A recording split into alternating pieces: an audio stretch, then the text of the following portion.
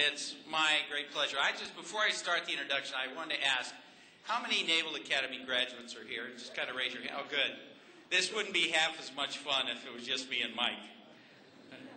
Admiral Mike Mullen is not the first member of the legendary class of 1968 to speak to this club. Many of you recall Admiral Denny Blair, our class's Rhodes Scholar, spoke to us in December of 2000. Mike isn't even the first CNO from our class. Jay Johnson holds that distinction.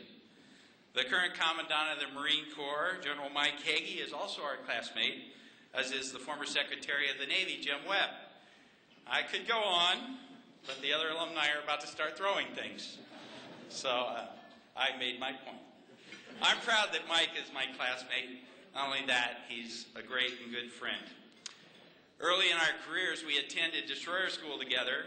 Carlin and I got to know his wife, Deborah, during long winter nights across the bridge table.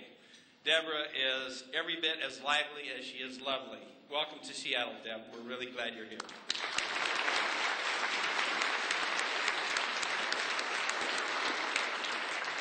Like Carla and I, Mike and Deb have two sons, although they were able to convince their sons to go to the Naval Academy. I don't know how you did that, but good job. In the early 70s, Mike and I were the two youngest commanding officers in the Atlantic Fleet. Mike commanded the highly explosive USS Naksubi, a gasoline tanker. Yes, I said that, a gasoline, not an oil, a gasoline tanker, if you can imagine such a thing. And I was the commanding officer of the highly flammable, all-wooden minesweeper USS Exploit. One of my sister ships, USS Force, actually burned to the waterline and sank in the middle of the Philippine Sea during my time in command. It wasn't until years later that I figured out they put lieutenants in command of those ships because no one with a lick of sense would take the job. But we were 27 years old. What the heck was the Navy thinking? Did you ever look at your boys when they were 27 and just kind of shake your head? You know, Exploit's engines burned more lube oil than they did diesel fuel. And during one long exercise, Mike let me sneak along Naksubi at a particularly opportune moment to top off my lube oil tanks, thereby prolonging my naval career for a few more days. I still owe you for that one. But I'll tell you, my favorite memory of Mike is when he was showing me around his brand spanking new Aegis battle cruiser, the USS Yorktown. It was a magnificent ship, just like the one that you will see if you go on this tour on Friday, full to the brim with the latest technology. But the things that Mike showed me, the things that he was the proudest of, were all the little improvements that he made to make life aboard that ship better for his crew. You know, that was what was important to him. And he was proud of that, and he was proud of that crew. He's a born leader, he's a warrior, and he's the right man for the job. Please welcome the Navy's 28th Chief of Naval Operations, Admiral Mike Mullen.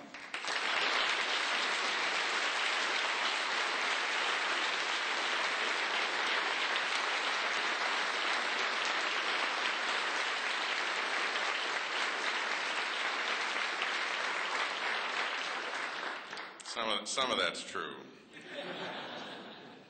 It really is a pleasure to be here this afternoon, and you don't have to be here very long to feel the warmth and the welcome, the genuine friendship that is in this room, but really in this great city.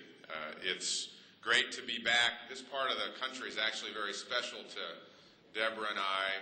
We've been married just over 36 years, had the first of those two sons actually when we were stationed up here in Bremerton. So it is a special place to us, and we're very, very fond of the area, and I can't say enough about all the support for our Navy and the focus. There's been focus on the 3 ships that are here that we'll see here shortly come into Seattle, but the 26,000 sailors who make this part of the country their home, their families who are made to feel so welcome, and I'm very grateful for all of that. We in the Navy want to be where we are wanted, and I'm not sure there's any place in the country where we're more wanted than here, so thanks for that.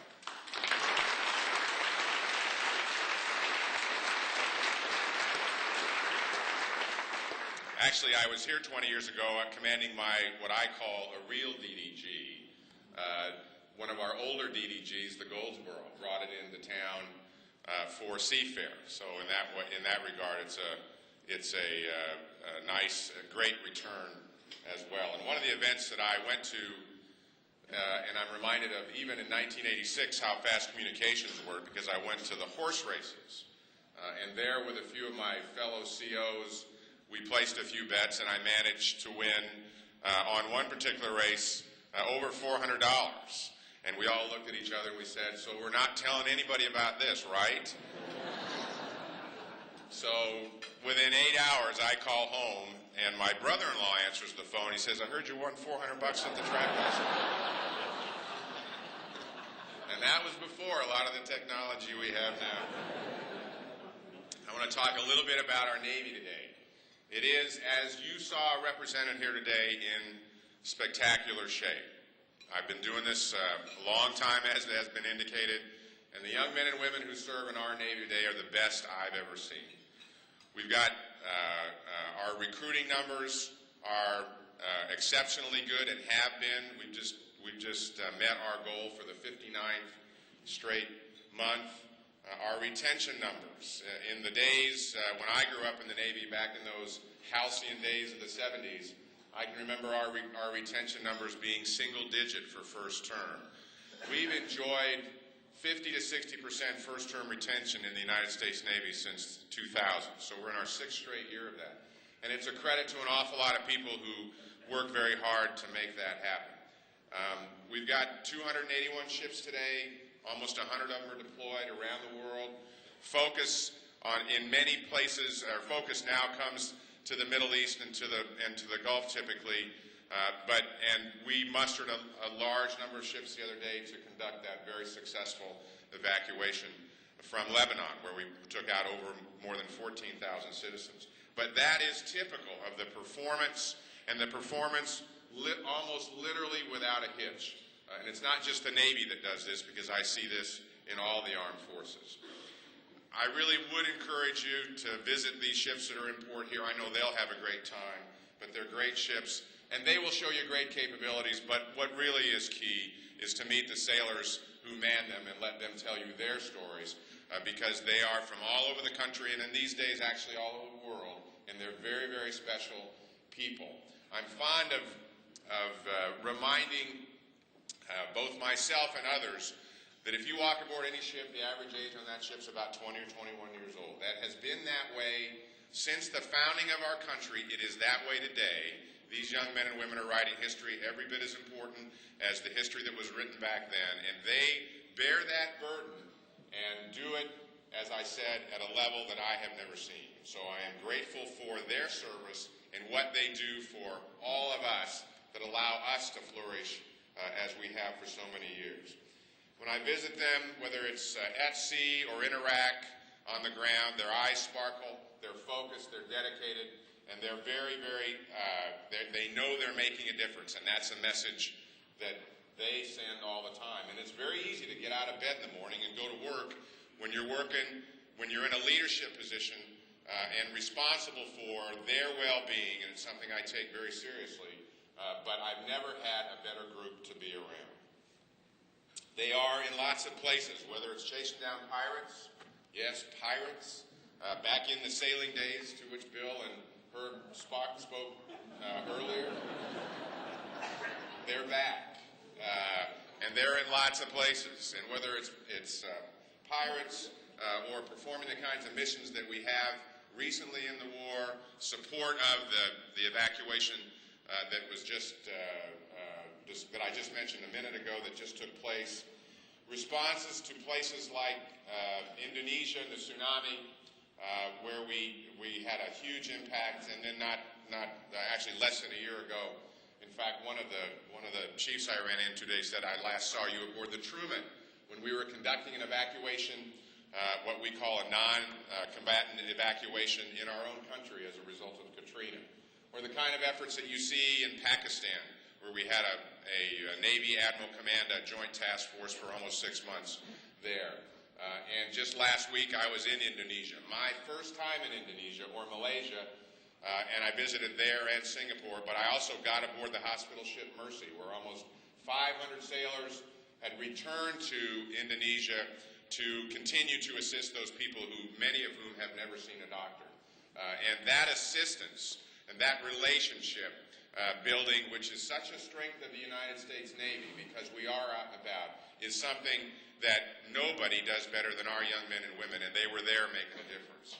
So and today, I mean literally today, where I've got the USS Kitty Hawk in Singapore, the Enterprise in Hong Kong, and I mentioned the Mercy, who has moved from the Philippines to Indonesia, to Bangladesh, and to Indonesia. This world is a very uncertain world. I don't have to say much about that. It's a very challenging time, and things continue to change. We are embarked on a very serious undertaking of making sure we develop a maritime strategy for the future and to recognize the global world we live in. And I know there's probably no part of the country that understands that better. It isn't even globalization anymore to me. It's the pace of globalization. And what does it mean? And how do we stay up with it? And we must stay up with it from a security standpoint. And there are security challenges. And I talked about pirates, but it's pirates, it's drugs, it's immigration, it's weapons of mass destruction. There's an awful lot of people out there using the seas in ways that don't stand up to the values or the expectations that freedom-loving countries have. And we are joining with many, many countries now. I have discussed publicly something called the 1,000-ship Navy. And what that really is many navies coming together, navies, coast guards around the world to address these issues, because there is a common bond and a common understanding of what it means to go to sea. So we're working on bringing out a new strategy for this 21st century, and not just our Navy and not just our own armed forces, but literally forces, navies from around the world. We are shifting emphasis towards the Pacific. In a couple of years, that was a very clear direction given out of Washington in the latest Quadrennial Defense Review. We'll have an increased number of operational aircraft carriers here in the Pacific in the next few years, an increased number of operational submarines, and all that is to say, and I've spent a fair amount of time in the Pacific myself, this is a big body of water. It takes time to get from point A to point B. You got to have the forces out here in order to respond. And response time in this day and age, as in so many things, is getting shorter and shorter. So we will be moving forces west, and that, in my view, just recognizes the criticality of the area, the need for it to be stable, the support that we've been able to sustain from our enduring allies like Japan and South Korea in that part of the world, and the critical requirement to make sure that it remains stable so that the economies can flourish. And in the end, in my view, this is all about parents all over the world trying to raise kids and give them a better standard of living than the one they've grown up with. And I've seen that in recent tours overseas. I've seen that in my travels around the world. And you've got to have a stable environment in which you can do that. So there's an awful lot of new things going on in addition to the classic missions that our Navy must continue to be able to support. We've still got high-end capabilities that we must be able to deter with and, if necessary, fight with. But we're expanding our mission set into the green water and the brown water, into the riverine capability. Initially, we'll relieve the Marines for security operations in Haditha Dam next spring. The Navy's got 4,000 sailors on the ground in Iraq right now. We've got over 11,000 sailors on the ground in the Central Command AOR, Afghanistan, Iraq, Bahrain, the Horn of Africa. We've got a 2-star admiral who's in charge of the mission in the Horn of Africa. And the Horn of Africa mission is the global war on terror. When you have that task force which is working in the vicinity of Somalia, and we've got choices. We can either let the terrorists grow there or not. And I fundamentally believe we need to keep pressure on them. I've got a 2-star admiral who's in charge of the Joint Task Force in Guantanamo Bay, and I've got several hundred sailors in each of those missions. All of that says is, to me, it is changing as best I can tell, and the Navy, our Navy, must adapt to the future. And I've been to Iraq. I've seen the sailors active and reserve. You wouldn't know. They're all in the same uniform, and it's back to what I said earlier. They are performing missions at an exceptionally high level, proud of what they're doing, and really believe they're making a big difference. Clearly, your continued support, and I came in as CNO with 3 priorities. One is to make sure we sustain our current level of readiness, our current level of ability to operate. And we are in better shape now, I mean, when I took over, than we have been in decades, because we've very much focused on that particular part of the business. So we can train and we can bring what we need to operate wherever we are. Secondly is to build the fleet for the future. We have our investment, we're capital intense, our investment profile is very expensive, and we've got to get that right. We're 281 ships, and in my view, we were headed down to somewhere around between 200 and 220 ships, and I have to reverse that. So we put a plan together that says we need 313 ships. If you remember no other number today, 313 is the number. Tell your friends. That's what we need to support.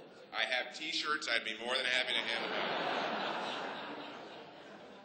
And we are replacing much of the Reagan-era equipment that we built back then, ships and airplanes, and we've got to do that. And so making sure I have that right is a huge challenge. That's number 2.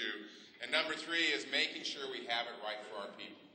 I talk about these retention rates, our recruiting, all of which are very good right now. But what I really want to make sure is I've got a good strategy for our people in the future. And I'm not competing with the Air Force or the Army or the Marine Corps or the Coast Guard.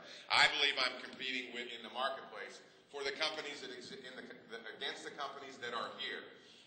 And that we have to have a mission, we have to have a satisfaction in what they're doing, and we have to have a compensation package for them and their families, for our sailors and their families. And I talk a lot about families in terms of the incredible support that they have given us for the entirety of my career, never more so than since 9/11. And we've got to make sure we stay focused on that. Deborah spends an awful lot of time with spouses, junior to senior, to wring out some of those issues, to make sure that we are focused, to make sure I understand that we are focused on the right issues for them. They have been absolutely spectacular. And the old saying is true, we can recruit a sailor, but we retain a family.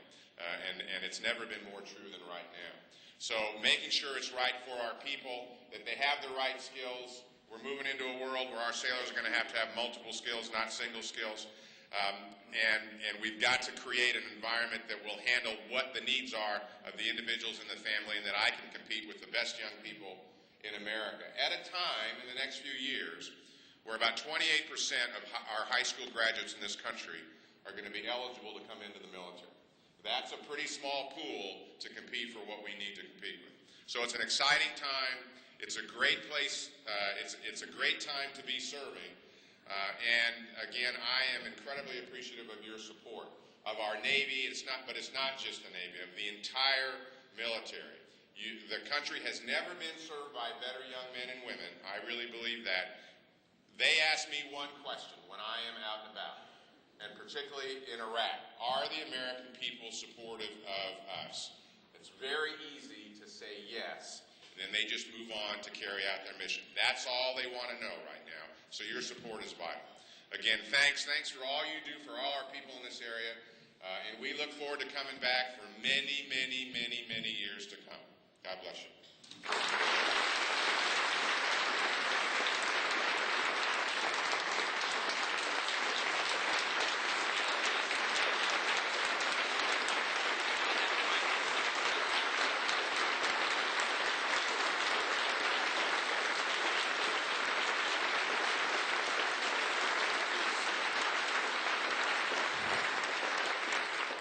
I'm told I have 9 minutes worth of questions I can answer.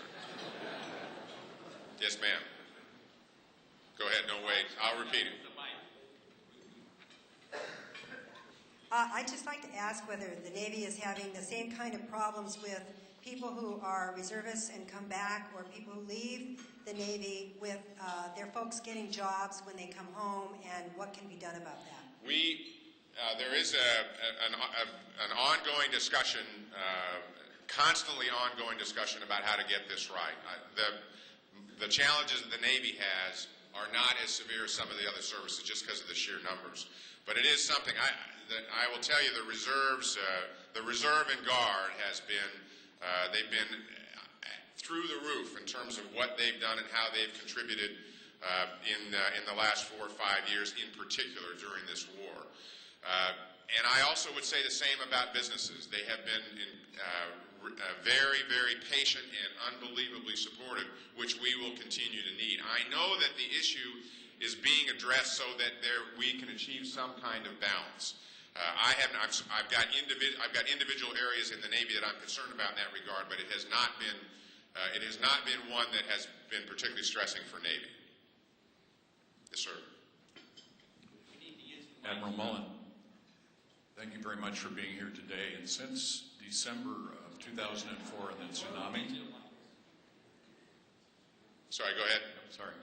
Since December 2004 and the tsunami, the Navy's been involved in a number of unexpected humanitarian relief efforts. And I'm interested in how the Navy plans specifically for that somewhat different mission than for its regular defense of country mission. Thank you. I think that we have an inherent and embedded capability that we have all participated with in ports that we visited throughout our career. So we have every port we go into, we always look for ways to assist, whether it's at a school, whether it's a community project. We make a point of establishing a relationship to try to make a difference. So it's very much a part of our culture to do this. Clearly with what's happened in tsunami, and clearly specifically with Indonesia, when I came in as CNO, one of the things I wanted to do was send Mercy back. And the reason I wanted to do that is because the response in that part of the world to American assistance was so positive. And there was one international poll taken that said that about 65 to 70% of the Indonesians were not inclined to like Americans, or some phrase like that, before the tsunami. 2 months later, after all the assistance, that poll went to 65 to 70% in the other direction. I didn't just want to show up in a crisis.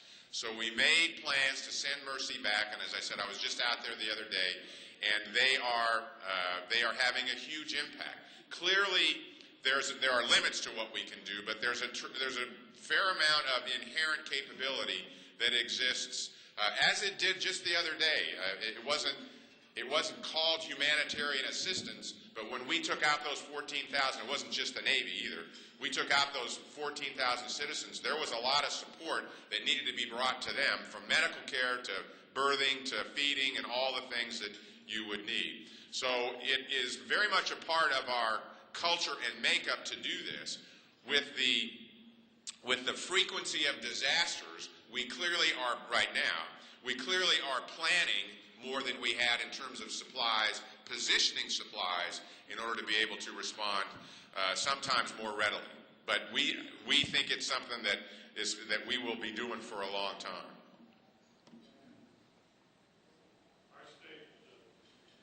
Our state has a rather embarrassing problem called payday lenders, and they're really screwing up a lot of military families. And I just wondered, is that a problem nationwide, and have any states taken progressive steps to try to correct the situation? There are, and I thank you for bringing that up. It is an incredibly corrosive problem for our young men and women, and it is one that is obviously legal. I'm getting to the point where I file this state by state, so I watched it not get approved here in the most recent legislation. In fact, the Senate is in its Authorization Act this year, has got a proposal to limit the APR to 36%. Okay, you think 36 is bad? Wait till I tell you this story. I visited Navy Marine Corps Relief Society in San Diego last fall. I took a legal contract signed by a sailor from a payday lender, and the interest rate posted on the contract was 2,086%. Okay? So, and then they can't pay that off, and so they essentially take another loan, and I've seen young families spin into thousands of dollars worth of debt. Now, sailors have always had challenges with money. And we have always worked hard to try to say, this is, these are the good things you can do with money, and these are some of the things that you shouldn't do. This is corrosive and has as much impact as any I've ever seen on a family. Not only that, this is what I can see. You can do it on the internet. Spouses can do it. So getting our arms around this is very, very difficult. And I need the support of this state to just create the limit. Let's go to 36% and start there. But you can see, just from the difference in those two percentages, about the kind of money that you're talking about. And I understand this is about money, and it is going to be a challenge for us. But there are 15 or 16 states who have passed laws to limit it, and we will continue to bring pressure to try to do that. So anything you can do in that regard would be greatly appreciated. Again, thanks a million.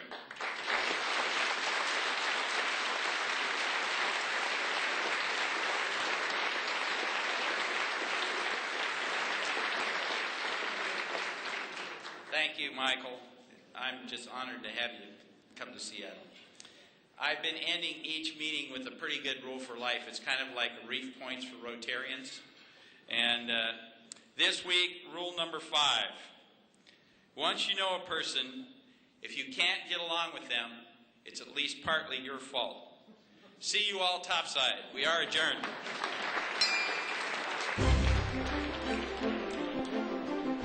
Seattle Rotary Online is made possible in part by a grant from First Choice Health, now providing return-to-work services that help get absent employees back to their jobs. Healthy employees produce healthy companies at First Choice Health. And by Enterprise Seattle. For over 35 years, Enterprise Seattle has provided client-based economic development services to businesses throughout King County and its 39 cities. More information on Enterprise Seattle and how they help businesses grow and prosper can be found at www.enterpriseseattle.org.